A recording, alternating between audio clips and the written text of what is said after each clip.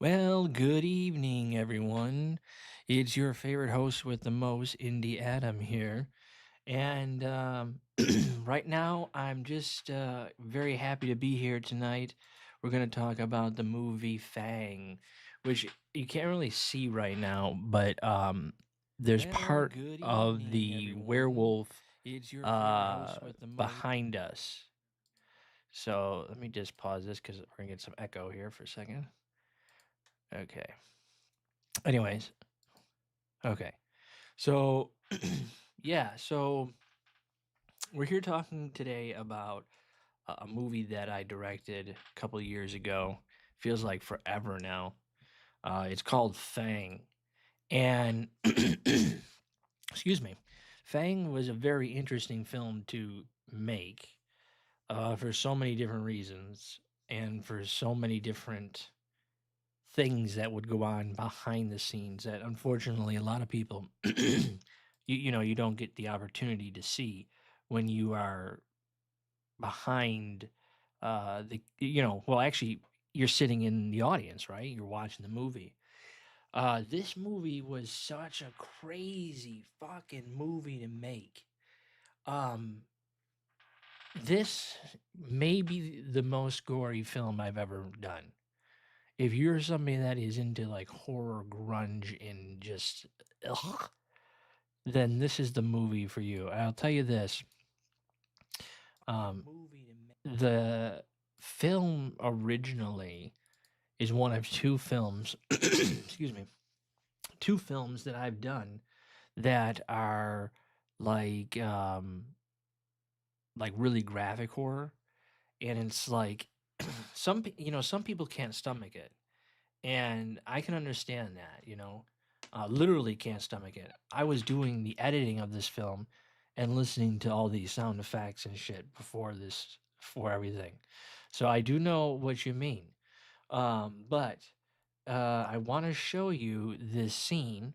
We'll watch it together. Then I'll break it down and why the importance of us talking about it here today and any type of like film related things and adventures that I did in this scene to make it like I don't know, just come to life. So I won't talk during all that. But let me cue it up here. I am getting better, folks, uh, with this service. So let's just hope that that streak continues. All right. So I'm going to go ahead and it's only 3 minutes, folks. So after we watch this clip, I'm gonna go through and talk it about the whole importance of the film and the why we're watching this scene. So without further ado, let me make sure that you can hear it, and I'm gonna put myself on mute, and we'll talk on the other side.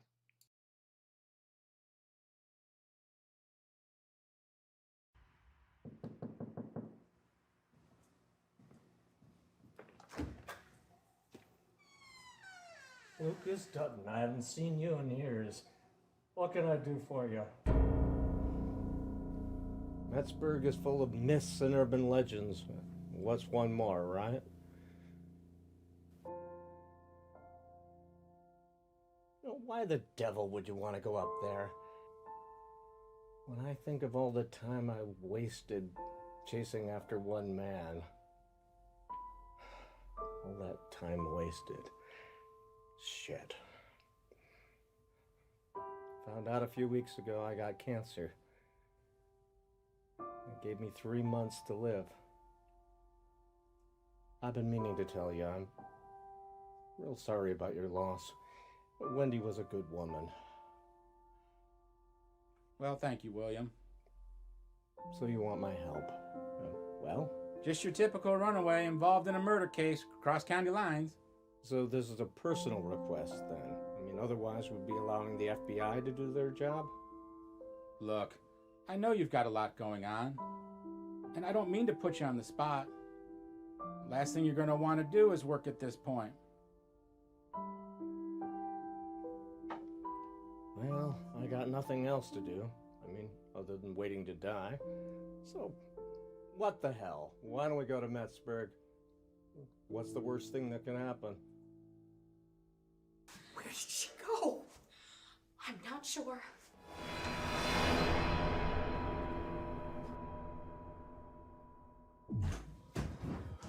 Where the fuck is Chris's body? Fuck the keys! Let's just break the window! What if she hears you? I wouldn't do that if I were you. What the hell was that? What the hell is going on here? A safety net was installed a few years back. Safety net? I thought you said there was no power running through the house. My boyfriend is dead. Is this some sort of game to you?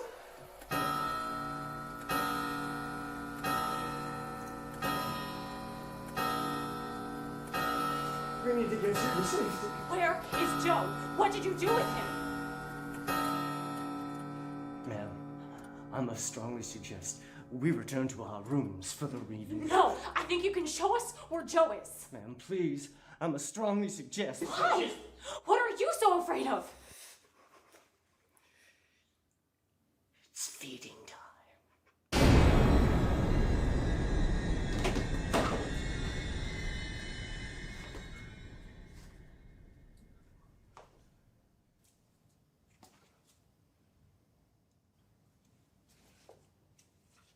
Hello? Mr. Crowley? Mrs. Crowley? Is that you?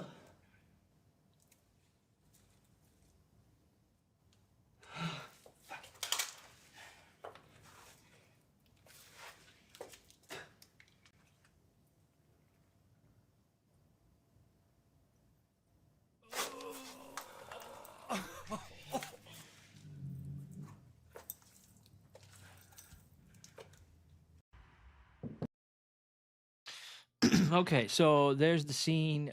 We just watched it together. It's just gonna play on loop a little bit in the background while I talk about it.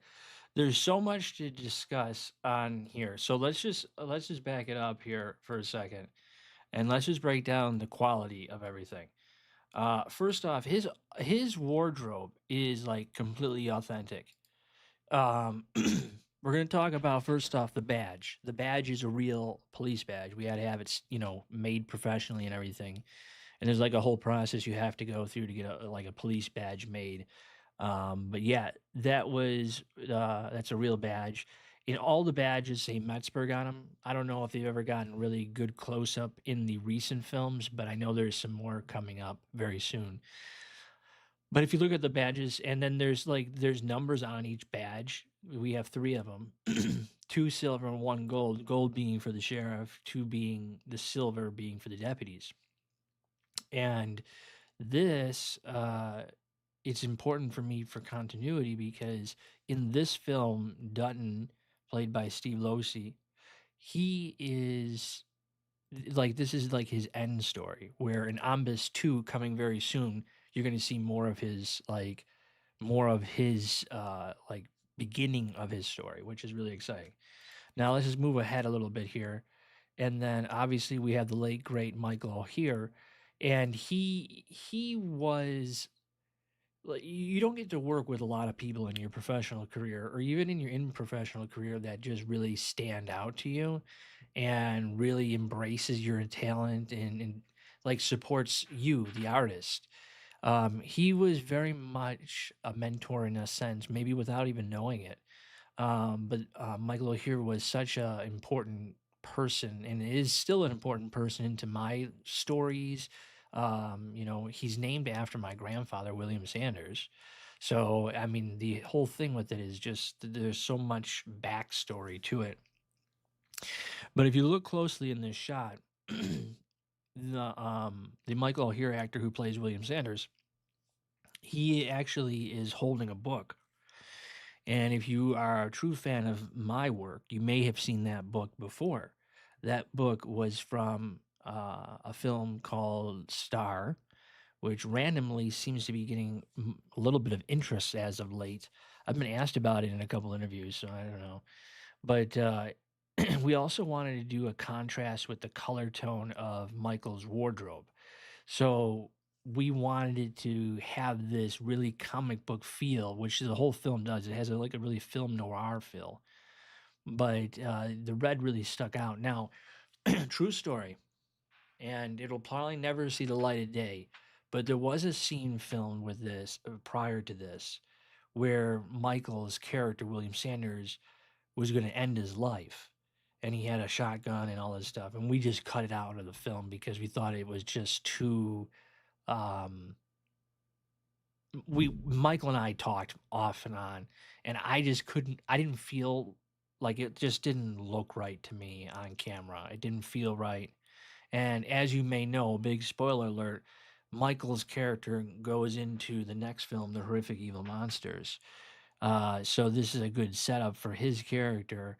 But he's already been set up in another film called Gore. And if you're a true Gore fan, then you need to check out that movie. But Michael will be known for a lot of films in the Buffalo, New York region, specifically Buffalo, of course, or excuse me, the Western New York region, but it's specifically Buffalo. And hold on one second.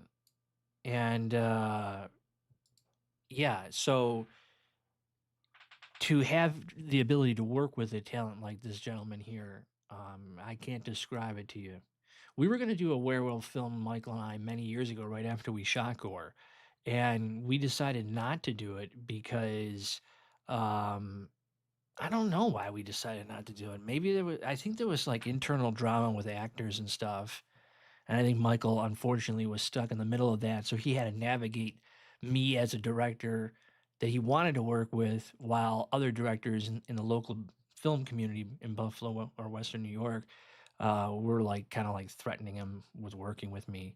So terrible. That's a whole story in itself. I had like this hate group that like it just was terrible.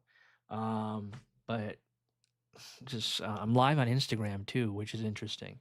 So I'm trying to see what happens with that.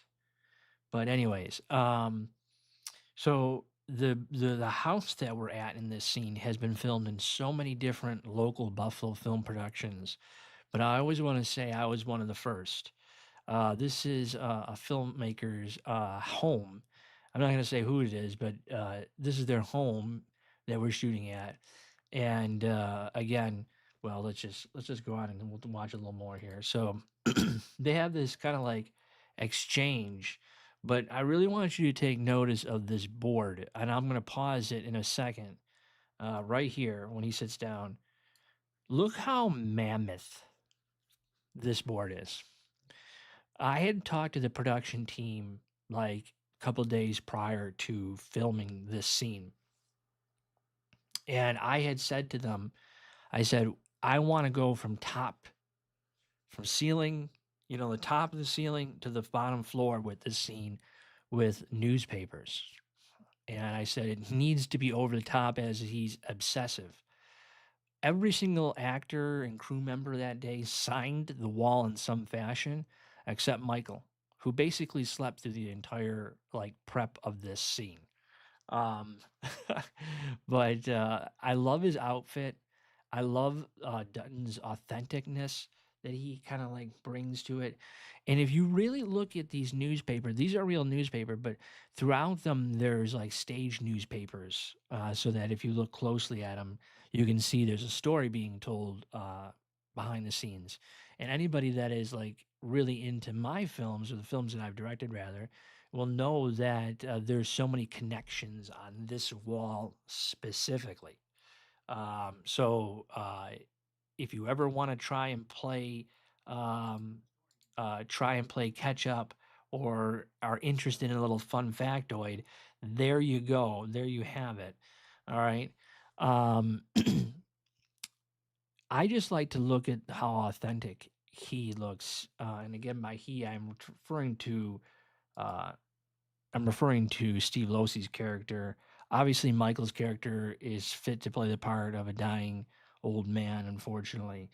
Um, which is kind of interesting because if you follow the story arcs, Michael makes a cameo appearance at the end of Star, which leads him into Fang. So he's in a lot of films doing a lot of different things. Some films he has bigger roles in, some he has a lot, smaller roles.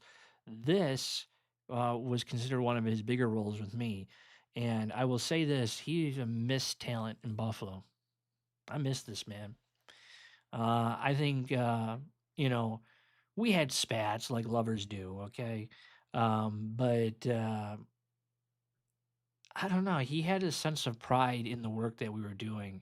There's a video on my YouTube channel. I'll link it somewhere on this page at some point, and go and take a look at that because it's very interesting.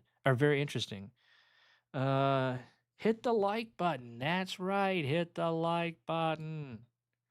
I'm telling stories over here, and you're missing out.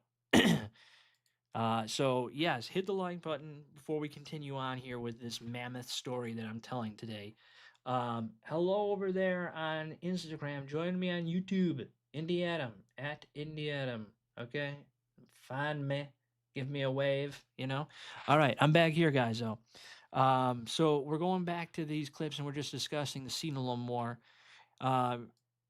Okay, so he sits down. Now, notice something else too in this scene, which I think is very unique, is he had the alcohol next to him, which is very interesting because the type of character that Michael was portraying was like he was just drinking his ass off, no purpose in life, and that is the kind of like the talking points that we made when we were talking about creating the character. That will come back to play big parts throughout this film but in future films as well.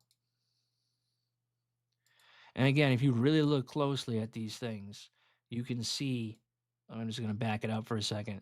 You can see the detail that we went through to really do this. If you're the landowners, the homeowners, I should say, not the landowners, but the homeowners actually kept this prop up on their wall for like 2 extra weeks or 3 weeks or something like that after the film was shot, I believe. It could have been longer, to be honest with you, but it's such an impressive set to be a part of that when we left, they were still like in like awe of it because of how like unique it was put together. And there's a lot of behind the scenes footage of this.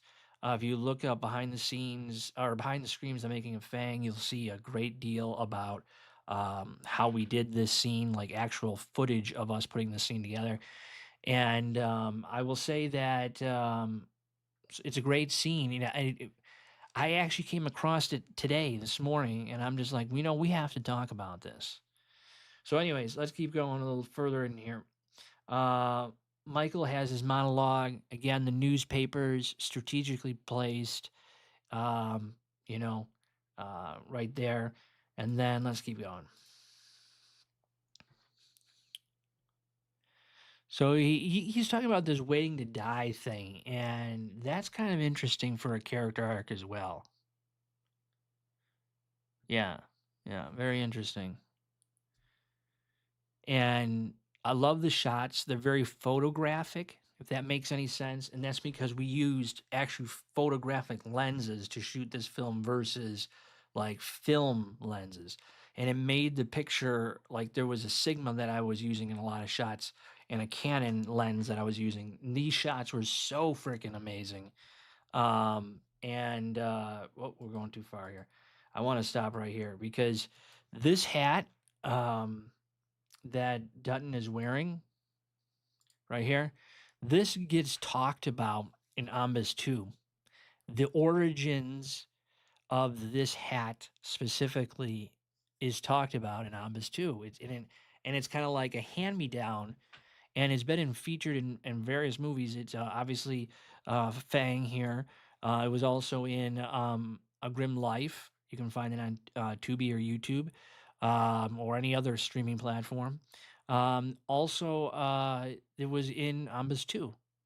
So there was 3 films that hat alone is actually in, and it's interesting because we de-age in a sense the Dutton character because this is towards the end of his life when he gets killed off, and it kind of puts the timeline together for the movies that we are now starting to make. At this point, we're trying to connect all the films together with one cohesive timeline. But a lot of these timelines they cross, and it's important to kind of like talk about them. So, anyways, let's keep going. So he talks. What's the worst that could happen? Now, we are going to talk about this closet. This was shot night one, and the power had gone out prior to this. And we're just pausing here for a second on this shot of a cabinet, and that's because when we got to the location, there was this cabinet that was like, so, I mean, this is the cabinet rather, and it looks so cinematic. And then boom, look at that, the iconic shot of the movie right there happened on day one. Didn't realize it till in post, you know. Crazy, crazy, and I mean, this photo here is like, I don't know how you want to say it. It's like ingrained in my DNA. I love this shot. Um, and Melody Roy, who plays Chloe Romero, done specifically in respect of George Romero, because he is somebody that I have idolized as a filmmaker, and have like that. He was the creation of me, Adam Steigert, you know, Indieadam here today. So yeah. Anyways, um, so this closet was deep enough to have these two actresses.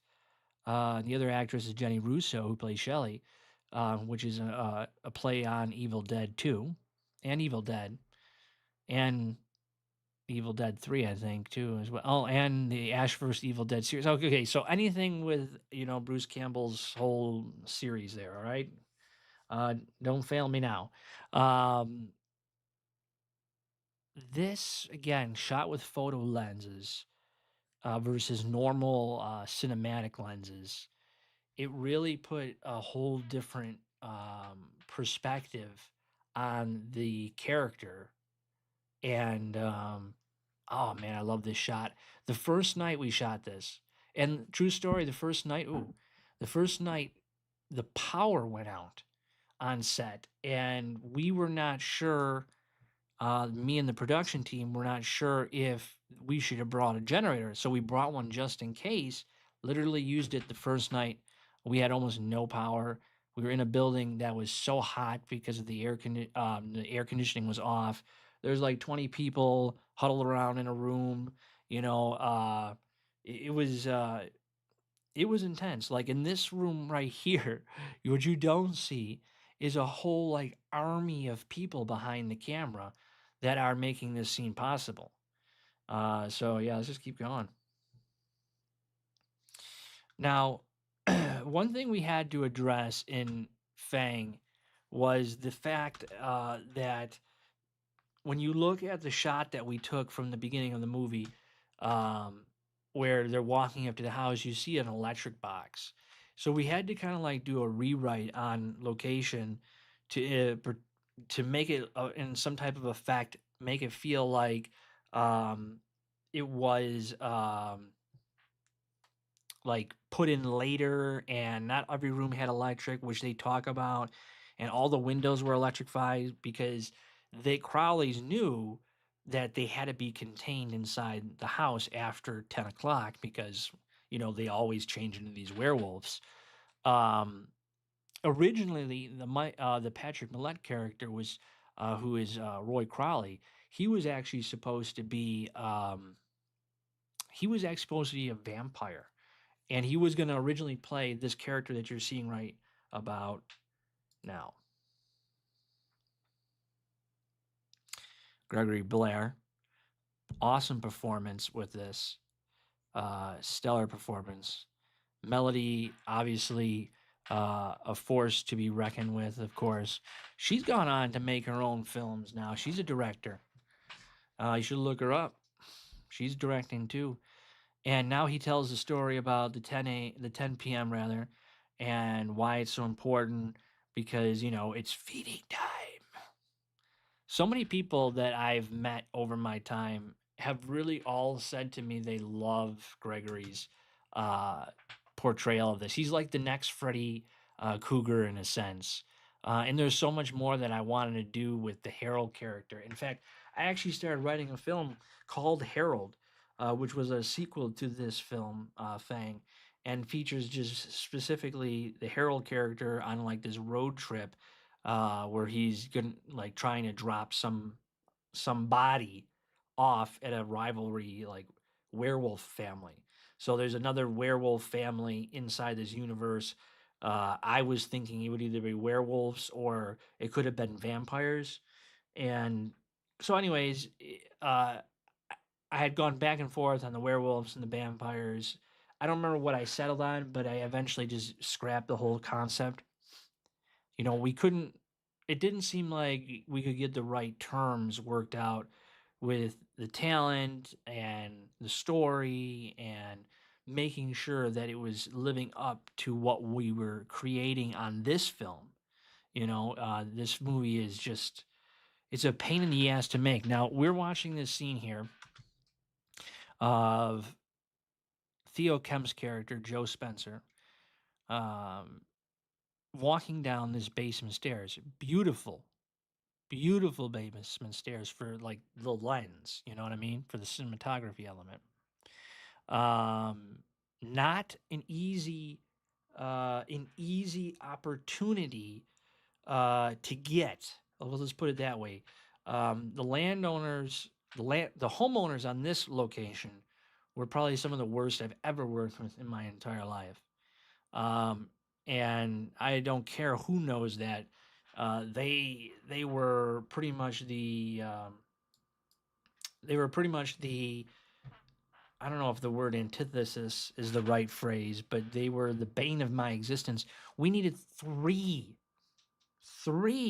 separate insurances on this film, and at the end of the day they still came to me and said there was shit that was broken, and they didn't even find the stuff that we had to fix. They found things that were like a stained doily from candle wax, and they said that it was like a Ralph Lauren thing, thinking that this film was a big production company, you know, doing this big thing. And you know, this film has yet to make a full profit.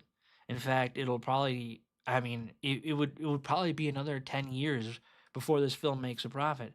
And that's not even counting any type of deferments that we had on this film too. You know, there was several different types of things like that to try to get this film made. Um, with that being said, though, um, let me do this. That is what we call Fang. And if you're somebody that can stomach Fang, I dare you to go and watch it because it's not something that is for the faint of heart. If you're into like graphic horror movies and stuff like that, that's the film for you. You should definitely check it out. Let me see here. I see there's some comments in here. Let's see.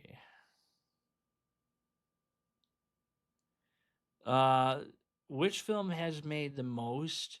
That is the original Ombis, Ombis Alien Invasion. Which film could have made the most was Prisoners of the Dead.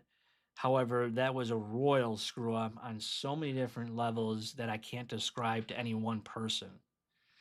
Yeah, it was that was a very sad story in itself. That's all I'm going to say on that one. Um, where was it here? Okay. Just give me a second. I want to catch up with some things.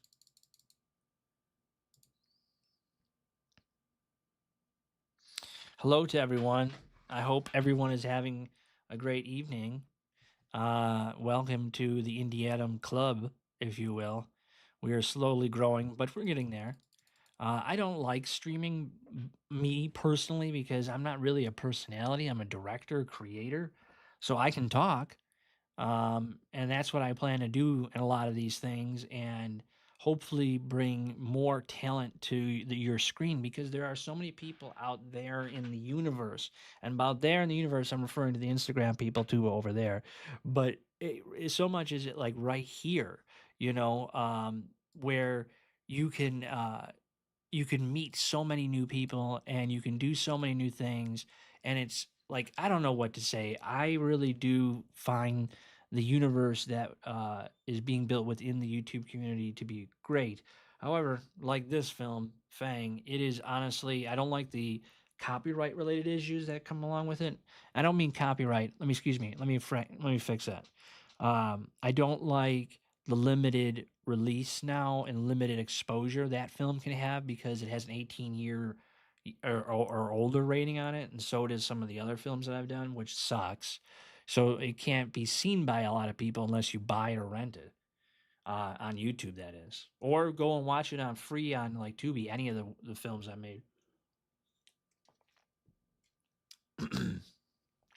I'm going to be producing a couple more documentaries um, in the upcoming days, and by upcoming days, I'm referring to the upcoming years. Uh, I'm planning on doing more in that realm. Um, Kind of like taking a step back and I've been trying to stay away from this Batman crotch the entire time, and somehow it's been like lined up to my head the entire time. So I apologize. Um, hopefully, hopefully you can still hear me pretty good. But I hope everybody's having a good night for Sunday night, knowing we have to go back to work tomorrow on Monday is bloody brutal. It's bloody brutal. I wish what I do here was something that was on a more professional basis where, um, you know, people would want to talk and watch these things. I do want to do a live at some point with folks, having reactions to other videos. This was a really cool one, and it was short, 3 minutes, not bad, and we were able to really talk about it. But Fang as a whole is a movie that, you know, if you look at my catalog of films, it starts off in Ombis, and then it goes Fang, and then like those are some of my favorite films. A Grim Life is up there pretty heavy, even though uh, it's not a full feature. Two questions I often get asked is anybody going to make a Prisoners of the Dead 2? And to be honest with you, there was originally talk of Prisoners of the Dead 2. And there was going to be a Prisoners of the Dead 3 and possibly shot them simultaneously. But as I said, that film has stories that people don't know, or some people do know if you're privileged enough to be in the know. It had a lot of issues, and I don't know, not something that was easily recoverable, if that makes any sense, from when I don't know. I lost my train of thought because I'm over here doing some like art here to try to like show you guys something else. And yeah, let's see here. Okay, so Prison of the Dead, that is a film that is like another huge like source or a story of my life. And at some point, I'm sure we are going to be able to discuss that more. I have discussed a few times on this channel, but if you get interested, yeah, I mean, take a look at this film and just know that this film was like made on like less than 10 grand. Um, just a hope and a prayer, to be honest with you. Um, but I think I'm getting close to the end here, folks. I did want to just really kind of talk about, Fang, and we talked a little bit here about Prisoners of the Dead. Um, I hope everybody has a good week. It's going to be an interesting week for me, I can tell you that. And I'll cut some clips of this, and we can have, the werewolf Batman's crotch in my shot the entire time.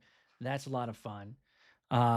So, anyways, if you're into this type of stuff, let me know, and let's, let me just kind of like create for you. Let me entertain you a little bit. I don't have a lot of like I'm not somebody that's going to take somebody else's content and then just kind of like talk about it. That's not really what I do. Okay, I will take my stuff and I will scrutinize the hell out of it. Let's see here. We got a comment here.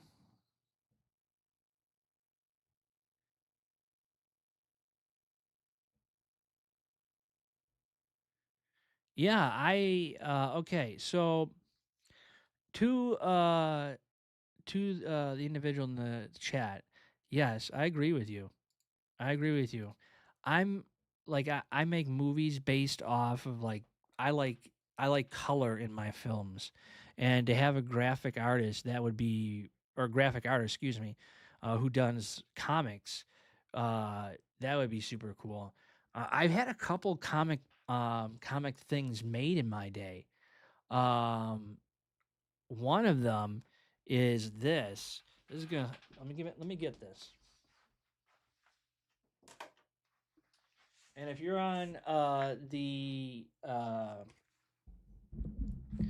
me get back in the shot here. If you're on Instagram watching this, I'm going to show you first. So check that out.